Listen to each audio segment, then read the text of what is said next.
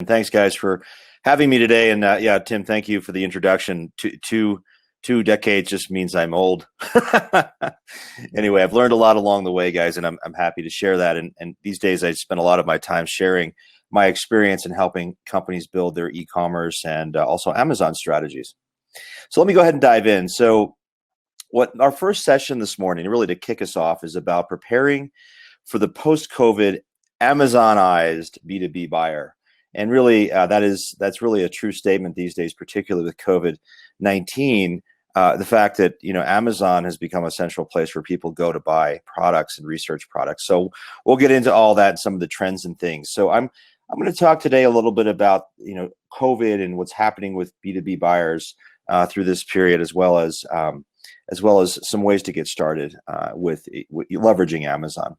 So here's a little bit about my background. So I'm as Tim mentioned, I've spent 17 years as a e-commerce executive, mostly in the consumer space. In the past 5 years, I spent a lot of my time on B2B e-commerce. And when I first got into B2B e-commerce, I realized there wasn't a place where people could go. I would get questions from my clients, hey, where do I go to learn about e-commerce? So I decided to write a book. That's this guy right here, and it's on your screen. And now I see why people don't write books every day. It took me about 4 years. It's about 400 pages long, 12 chapters, but it's really a guide for B2B companies who want to enter e-commerce for the first time or perhaps expand their existing operation. I'm also the managing partner of a company and co-founder of a company called Enceiba. And Enceiba, we run Amazon programs for B2B companies. So we spend a lot of our time helping companies set the strategies for Amazon. How do you approach Amazon intelligently, retaining control, et cetera, but also grow your program. So we offer both the strategic and the execution services. And our focus is on B2B specifically. So many of our clients are mid-market and some large, very large enterprise companies we're helping with Amazon. You can find out more about the book, by the way, down at the lower right here. There's a website you can go to. Just put a .com at the end of the book's name, and you can find out more about the book. You can find out more about Enceiba at enceiba.com. By the way, if you email me, I'll send you a copy of this deck. My email's right here on this slide. So what are we going to talk about today? Well, first I want to talk a little bit about COVID-19 and e-commerce. What the heck is going on here? Your buyer, frankly, is changing. And what do you do as a traditional B2B company when the doors are closed, when your traditional ways of selling to customers no longer exist?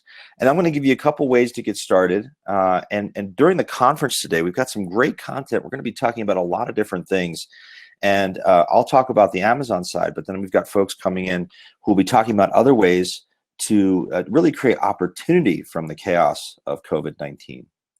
So I like starting with this chart because it's really dramatic. This is some information or research from Forrester Research and Bank of America that was released recently that shows during the first quarter after the COVID-19 pandemic hit, we saw just a huge growth in e-commerce penetration across consumer and business segments. And so, I lived this 2009. Gosh, I started in e-commerce in 2000 or I think 1999. It just makes me old. But I watched this curve over all these years, right? And, it's kind of a slow, steady penetration curve of e-commerce, people buying through e-commerce channels. Well, gosh, in just 3 months, we saw 10 years of growth, and that has continued. So we went from about 16% to over 35% now of transactions happening through e-commerce. This has been a tremendously loud, really the loudest call to action for e-commerce in our lifetimes, and particularly for B2B companies, many of whom are far behind the curve. I'll show you some data in a moment about that. So, this is just kind of it's really a dramatic change, and it's really forced the hand, coronavirus has, of e-commerce in B2B. If you look at the chart on the right, this is some research that McKinsey recently released, actually just this past month. And they found that since the start of the pandemic, up to 80% of B2B decision makers prefer remote interactions for digital self-service. So they're going to the web, they're interacting in ways that they've never interacted with before. Frankly, the homebound B2B buyer has no other way to buy.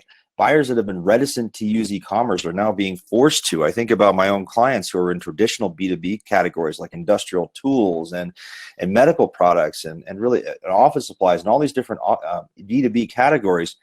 50% of customers are now buying products online that they've never, and from resellers they have never bought from before. This has huge implications for you, particularly in B2B channels where relationships have been traditionally critical. Now, it's not to say those relationships are no longer critical, but frankly, COVID-19 has put loyalty to a test it's never seen before. People are discovering new suppliers, new brands every day right now because of this pandemic. Almost half of the businesses out there are experiencing online sales growth. For example, Amazon is experienced 35% growth year over year in the last released quarter. They're hiring almost 200,000 people. Think about that. That's an enormous number of people. They're approaching 1 million employees. These behaviors that we're seeing, these changes, will be ingrained. We're not going to return to some level of normalcy, in my point of view, till at least sometime in mid to perhaps late 2021, maybe even 2022.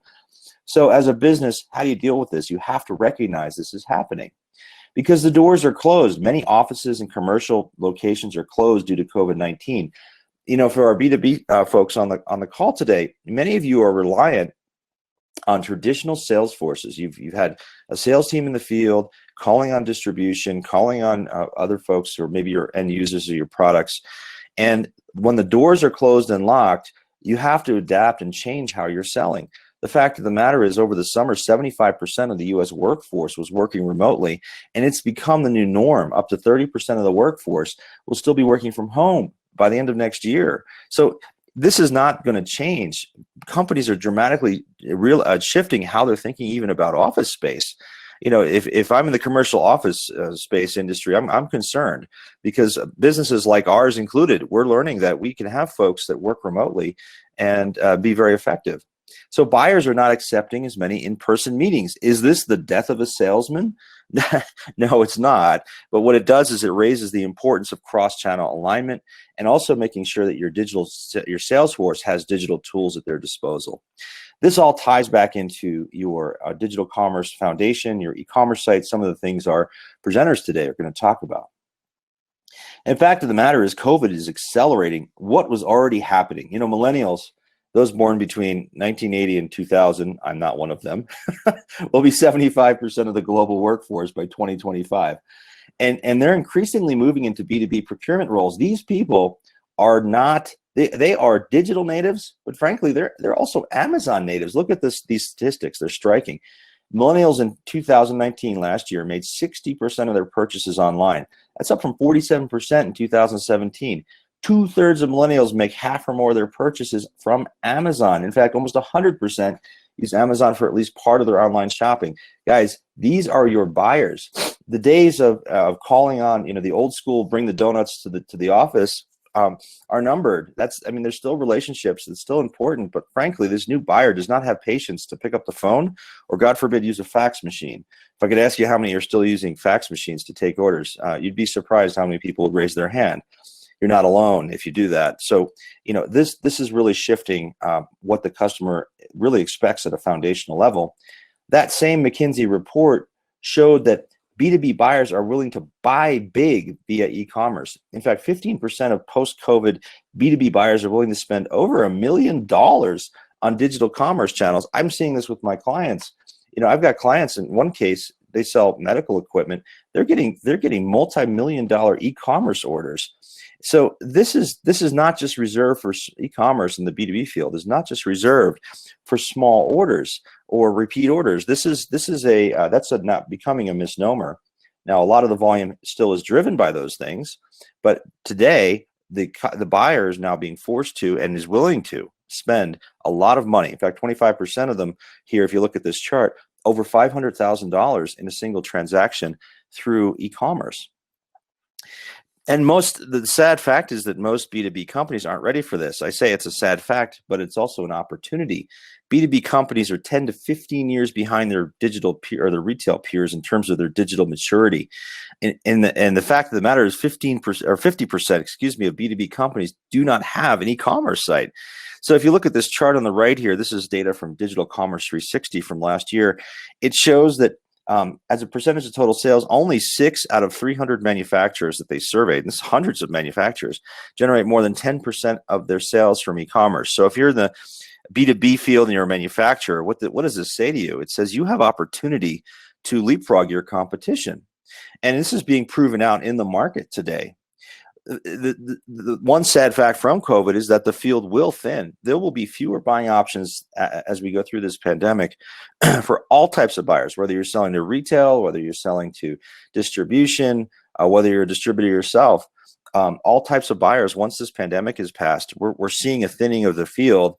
We're seeing this very acutely in the retail side of the business, with many bankruptcies this year. But this is happening in distribution. It's happening in other places as well.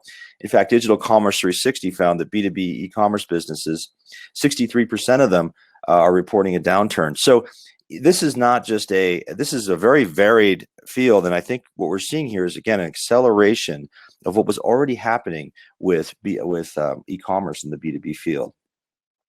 And there's evidence, though, also of folks who are prepared or making the investments now that where those are paying off. They're winning. A good example of this, if any of you are in the HVAC field, heating, ventilation, air conditioning field, you probably know the name Watsco.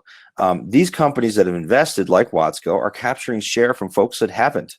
They launched e-commerce 6-7 years ago, and they're now at a third of their sales coming through e-commerce. They saw 12% growth in e-commerce in their most recent earnings release, 8% of their sales growth, overall sales growth during the pandemic. And they attribute a lot of that growth to an almost 100% increase in the use of the mobile app, the mobile site, by contractors who now have to go online to place the orders, to research products. And when they make that capability available, when their competitors don't, guess what? Watsco wins that business and probably wins the loyalty of those customers who may have been with a different supplier in the past. So, I get the question, is it too late to invest? And I say it isn't. So if you haven't invested like Watsco, you still have an opportunity to do that. I do think at some point, though, in your industry, you're going to be too late to invest significantly in this trend of e-commerce. This is a loud call to action to digitize relationships. And I don't just mean e-commerce. E-commerce is a foundational element, but it's really about digitizing relationships across the entire traditional relationship cycle. There's this misperception that what the web does in B2B is it hands off leads to the sales force, and then the sales force goes off and runs and does the rest of the closing bit. But the fact of the matter is, digital and the sales force work all the way through the relationship, all the way through the end, and even to the end of the customer journey, where the customer has the product and is advocating for your business. There's a study, it's not in here, it's from Gartner, that talks about how all the way through that relationship, digital and the physical play an equal role in convincing that customer that you're the right partner for them. So this really ties to the virtual relationship across everything. So we're seeing not only the buying shift to digital, but even the research phase. We're seeing digitized sales teams, right? So today, the sales team is now required to use digital to reach the customer. So you're seeing the explosion in things like use of Zoom. Conferences and education. I typically do these things in person, not over the web. For years I've done speaking at conferences, and today it's all digital. The way people are learning, interacting, and networking has shifted from physical to digital. And I believe in many places that trend will continue. The physical is important. We'll get back to some of that. But shifting of these web into these web formats is more efficient for many people. Hiring digitally is now hiring can no longer be done. When we hire people all the time at Enceiba. We're now doing that all digitally. We're interviewing people over Zoom and Skype meetings and things. It's a different format. You've got digitally connected remote workforces now. So again, their buying and research is happening from the home. This is really a new buyer. It's being defined by COVID-19. And if you're not prepared for this, it's important for you to start investing in these channels, because this is the nature of the new relationship. So you're going to ask yourself, well, heck, what do I do about all this, right? I mean, there's so much change here, and if you're a B2B company traditionally, you may not have taken action on this, and frankly, that's why I wrote this thing, right? This is a 400-page guidebook for all you leaders out there who don't have a sense of where to start. In fact, I was on the phone yesterday with a mid-market distributor, and they bought the shameless self-promotion here, guys. I'm sorry, but they bought the book for their entire teams and their executive team and their line managers, because they want to understand how to, how to implement, how to get started. And that's actually why a lot of companies haven't started. Business has been just good enough in B2B. You've been growing or maybe flat, and you haven't really had the need to change or the urgency. Well, this is what is happening now with COVID-19. Is now the urgency. Business has changed. The urgency is here, and you have to take action. So the fundamental question or answer to what do I do about all this is get started if you haven't. And if you have gotten started, understand where you're going to go next, because this digital thing is not going away. So today's agenda is going to help you with a lot of these things. I'm going to talk for a few minutes. I only have about 10 minutes left. But I'm going to talk for a few minutes about how to leverage Amazon to get started. And my company, Enceiba, does the work for B2B companies. Then there's sessions later on this morning about how to launch e-commerce, the nitty-gritty, how to use headless commerce for omnichannel. So it's not just about e-commerce, as I mentioned. Best practices for stealing smart from retail e-commerce. A lot of these best practices, guys, have been proven for years. How do you integrate your legacy systems so you have e-procurement and other traditional purchasing systems and things that you've sold through for years? How do you integrate that into your process? So it's big, hairy, and scary, but it's really not. When you start getting into the details, and if you have people by your side, like the folks today presenting to you, you'll be able to get through this and take advantage of these opportunities. So I'm just going to spend a couple minutes talking about Amazon. So many of you may have heard of Amazon Business. Amazon Business is becoming one of the largest B2B distributors in the marketplace. By 2023, they're expected to cross $52 billion in sales. Sanity check, guys. If any of you know Grainger, that $52 billion is 5 times the size of Grainger currently. And it's not just office products. Amazon Business is selling medical products, dental products, industrial products, MRO, all these traditional B2B categories.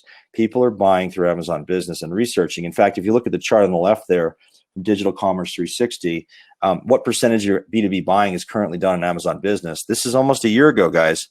Over 50% make at least 10% of their work purchases on Amazon Business. Okay, so this landscape is shifting, and if you don't realize this, you need to paying attention. This presents opportunity because in a good place for many companies to start in B2B e-commerce, because it's a lower capital investment. It doesn't cost you as much, and you can do it more quickly than you can your own e-commerce. The traffic already exists, and there's significant revenue potential. We have clients generating $20-30 million a year just from Amazon, and specifically Amazon Business. And Amazon continues to invest heavily in this. They've hired people out of B2B. They're out there building a buyer base. They're winning government contracts. They're integrating into procurement systems. Guys, they're doing everything right here. And the other thing about Amazon is they learn. When they get something wrong, they test and learn, and they learn from their mistakes and they improve. They're a very disciplined company. So content prepared for Amazon, though, can also be used in other digital channels. So my colleagues who will be speaking to you today will acknowledge that you can, if you're preparing your product data and your brand content and everything else for Amazon, you can use that content for your own e-commerce site. So it's not a one and done deal just for Amazon. It also builds your organizational competency around digital commerce. You start understanding what it takes to be a digital e-commerce company. And ultimately, I believe that Amazon should be a part of your strategy and a broader strategy for most B2B companies. It's not the only place to go for e-commerce, but it's an important part of it, in my opinion.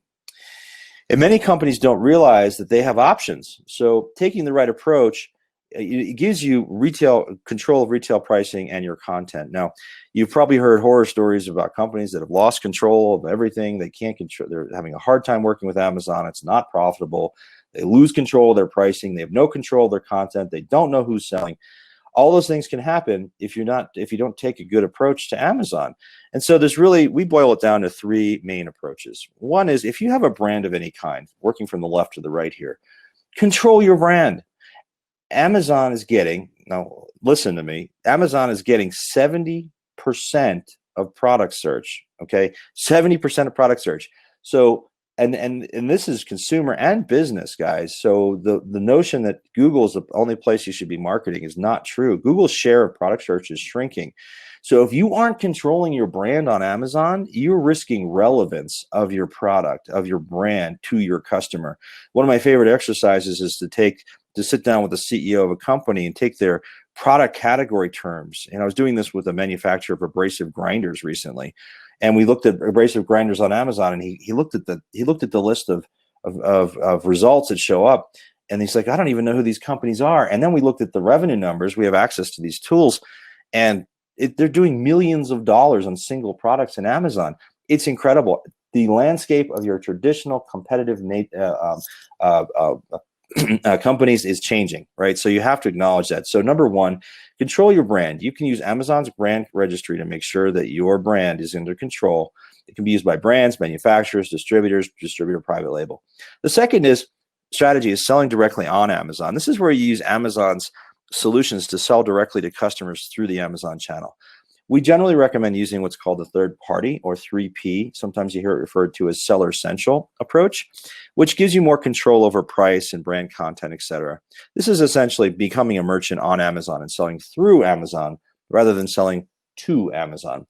And some nuance there I don't have time to get into today, but suffice it to say, you can also sell on Amazon. These are not mutually exclusive, by the way. You can combine one and two. The third option many companies don't realize is controlling your brand while leveraging resellers. So if you're worried about channel conflict, if you're a manufacturer and you want to authorize some of your distributors to sell on Amazon on your behalf while still controlling your brand content, your product content, you can do that. So there's some nuances and other ways to approach this, but from a high level, these are three ways you can think about approaching Amazon. So if you decide to go onto Amazon, what are some of the key success elements? Well, best practices, number one, you need the right selling strategy. It's kind of what I talked about a moment ago in terms of those three options. If you are going to sell, you can either sell wholesale in what's called 1P or vendor central versus marketplace, 3P or seller central, versus enabling some of your resellers to sell your products. This is not all or nothing, by the way. You can segregate your assortment. You can use different parts of your product line, etc. The right assortment strategy is critical, as I just mentioned. You need to make sure you have great content. Content is foundational. So remember, Amazon, and just like your own e-commerce site, it's your virtual salesperson. It's got to represent your product really well with great photos, great images, etc. You also need to make sure you're managing the channel effectively. It's a bit of a free-for-all. We did a survey recently that asked manufacturers, how many of you are selling your products on Amazon or have your products on Amazon? 70% said, yeah, our products are on Amazon. And then we said, well, how many of you know who your products are sold by? And 70% said, we don't know who these resellers are. We don't know who these companies are. If you're not controlling it, it becomes a free-for-all. And so it's important for you to have a brand protection and channel management strategy to go when you're going into Amazon. You want to make sure you leverage Prime products that are eligible for Prime, 2-day shipping, and there's Business Prime, by the way, sell at 3 to 4 times and sometimes more non-Prime products. You want to make sure you're showing up in search on Amazon. 70% of customers only buy from the first page of results on Amazon, so it's critical you're using advertising and SEO options on Amazon. You want to make sure you're fully leveraging the B2B features. You can do price quoting through Amazon. You can set tiered pricing, bulk pricing. You can respond to requests for quotes. They're doing a lot of things to accommodate the B2B buying process inside of Amazon. You need to resource properly. Another shameless self-promotion here. Enceiba helps you capture this revenue opportunity and also do it smartly so you're in control. And then finally, when executed well, this is a very profitable program. It can be more profitable than a lot of your traditional wholesale channels are, for example. And this is proven, but you have to do it right and well. So a couple key takeaways here. I think, the first chapter of my book is the time is now, and I mean that. And this is the loudest call to action for digital transformation in our lifetime. We're seeing this new B2B buyer emerge. Behaviors have shifted to digital, and we think this is going to sustain. And if you're acting now, you're going to build competitive advantage. This is a shift in buyer preferences, but it doesn't mean your sales force is irrelevant. They just need to be empowered with these tools. And Amazon can be a great way to get started. And I say, acting even without perfect information is important. Too often, B2B companies will wait to act until they have perfect information. You're a conservative organization, I get it. But you do need to act even if you don't have all the info. Get some good people by your side, like the folks here on this seminar today, and we'll help you. And again, self-serving, I'd be happy to talk to you. Here is my information. Encourage you to reach out to me. my email here, brian@enceiba.com. Again, I'll send you a copy of this presentation. Should you send me an email? That's my cell phone number. I'm a Jersey guy living in California. Some of you might recognize the 732 from New Jersey. And there's the book right here on the right. So it's available now on Amazon.com. Hey, Brian. So I think we have maybe 1 minute for questions, Tim. Yeah, we've got 2 questions that came in through chat while you were speaking. The first one is from Jack DeRico. He said that traditional salespeople are afraid of being replaced by digital operations and e-commerce. How do managers accommodate these fears? What a great question, Jack. Thank you. And that's a whole chapter in my book, actually. It's about channel alignment. And so, how do you manage the fear of the sales team? So again, the whole death of the salesman concept. It really isn't about the death of a salesman. It's about empowering the sales force. The sales force, if you do this right, ultimately loves e-commerce because they're able to complete orders that they don't have to spend any time on. So how do you address it? Well, number one, you have to have the sales force involved in your e-commerce effort from the very beginning. You need alignment from the sales team. You need the sales executives at the table talking about e-commerce and how sales can benefit from this, and also getting sales input into what the features are that you develop through e-commerce. There's also things like alignment and alignment of incentives. So, a lot of where I see a lot of companies succeed is they'll provide compensation to the sales force on accounts that the sales team has a named account or geography on sales that happen through e-commerce, right? So they're still getting commission. It's not a competition. And for the company as a whole, the executive, the business case, you see a lifting of the overall share of wallet that you have from that customer when you have the sales team working together with e-commerce. Because frankly, a lot of these routine reorders and other things will move to the web, frees up the sales team's time to go do other things, call on other customers, deepen the strategic relationship they have with the customer. Guys, the sales team at the end of the day becomes the biggest advocate of e-commerce. It sounds wacky, but Jack, great question, but it's really true. I've seen it happen time and time again if it's structured correctly. And we're going to need to probably move along, but I'd encourage every speaker to take a look at the chat, even post talk, to connect with folks during the networking breaks, because there was a really great question from Joe Twer as well. And I'm not sure that we really have the time right now. I apologize for that. No problem. Tim, we want to keep moving in our tight schedule today. And Brian, thank you so much. And for everyone who joined during this great presentation, welcome to the 3rd installment of Digital Commerce Today.